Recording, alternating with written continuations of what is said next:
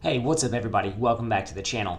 Today we're going to talk about the top 5 lures that every bass angler needs to have in their tackle box. And we're going to go from the bottom contact lures all the way up to Topwater. I'm going to talk about the lures that we use and that we trust, and we're going to dive on in. So let's get to it.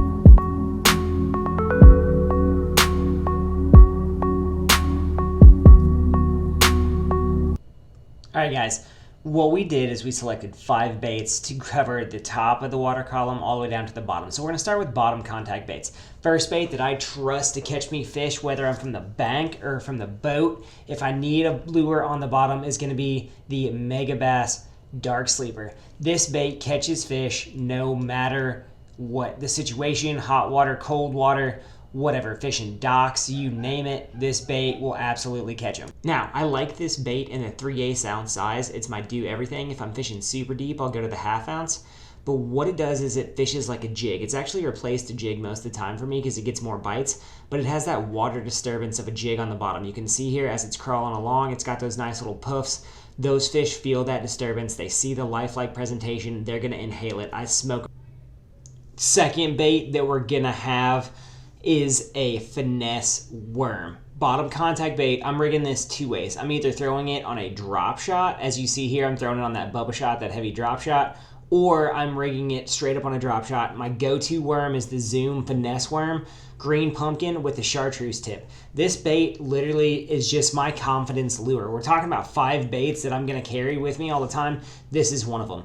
One, this bait on a drop shot is super deadly. You can see here in this underwater footage, it looks great. The second way I'm rigging this Finesse Worm is on a weedless shaky head. And I like lifted jigs, shaky heads for this. And as you can see here from the underwater footage, it looks fantastic on a shaky head. I like this as a bottom contact bait. This is a great cleanup lure. This is also a great pressured water lure. Most guys who throw this on a Texas rig, and it simply does not stand up correctly, and it simply does not look as good as it does on a lifted jig. This is a Ned style presentation. Stupid worming is what I call it, and you just throw it out there, you drag it through all these areas in different styles, and it literally is going to catch you fish when nothing else will. I like to throw it in 3 colors. Green pumpkin chartreuse is my favorite. Then you have peanut butter and jelly, as you see here, and then you have that purple tequila sunrise type purple color. That are really the 3 colors that you need in a Finesse Worm. But 98% of the time, green pumpkin with that chartreuse tip on the Finesse Worm. Now, there is one exception to when I will throw this worm Texas rigged. I love throwing a Zoom 7-inch Finesse Worm Texas rigged around lily pads and around slop mats. It's going to get bit. A lot of guys throw it in open water. I like to throw this bait around cover. I feel like the Zoom Finesse Worm, it's a different look from a creature bait. It's a different look from a jig or a punching rig, and it's going to get bites when other stuff won't. So I like to Texas rig that 7-inch variety in the June bug color. It does a great job for you getting bites.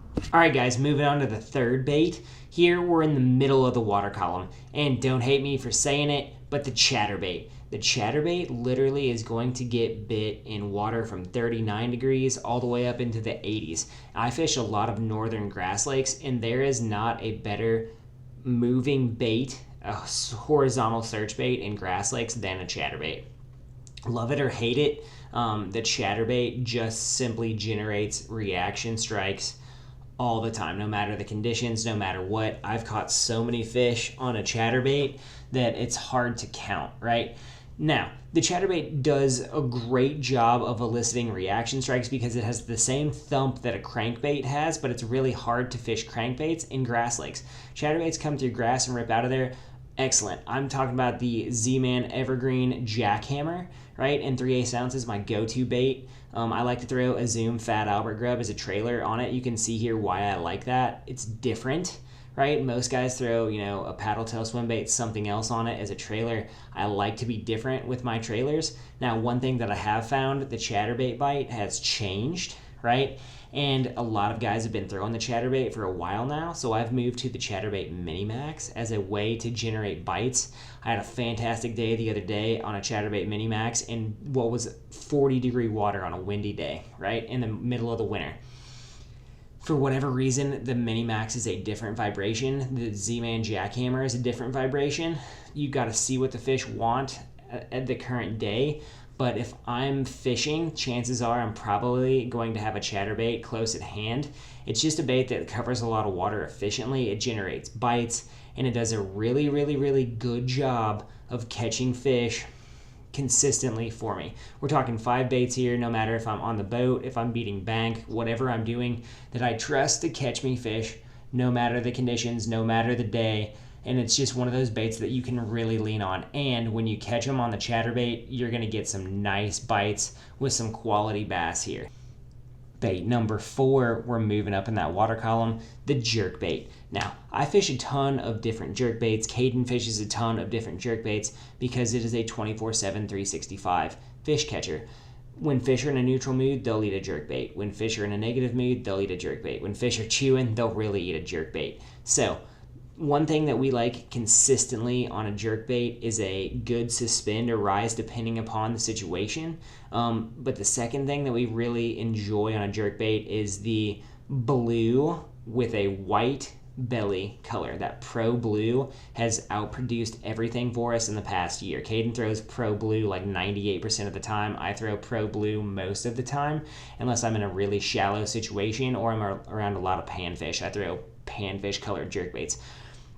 9 times out of 10, Pro Blue is getting the nod, right? We have footage of us catching jerkbait fish from early spring to middle of the summer, as you see here, Kbd with all that confidence throwing that jerkbait in that clear water, to me throwing a jerkbait, in 37-degree water the other day and still catching fish, right? It's just one of those baits that we have a ton of confidence in, a ton of developed trust, right? Smallmouth, there's really not a better bait 90% of the year than the jerkbait. They're visual hunters. They're gonna eat it. Spotted bass, same thing. Jerkbait's gonna get the call. If forward-facing sonar showed us anything, fish will respond to a jerkbait in almost any conditions that you can imagine, right? Be it schooling fish, be it negative mood fish on the bottom.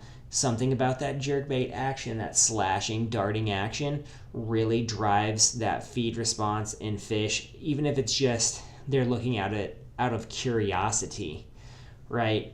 They're gonna eat it, and they eat it well. Remember, we're talking about 5 lures that we're catching fish under any circumstances, walking bank, in the boat. That jerkbait really gets the nod a lot of times, right? Kbd has it tied on 100% time. I know if I'm going fishing with Kbd, he's gonna be picking that jerkbait up. That's the trust that he has in that bait. Same thing, you're going with me out somewhere at New Lake, I'm gonna be throwing that Chatterbait a lot. I'm gonna be throwing different baits. But the jerkbait has just developed into a bait that we can rely on 98% of the time. So guys, this brings us to our number 5 bait. This is our topwater bait.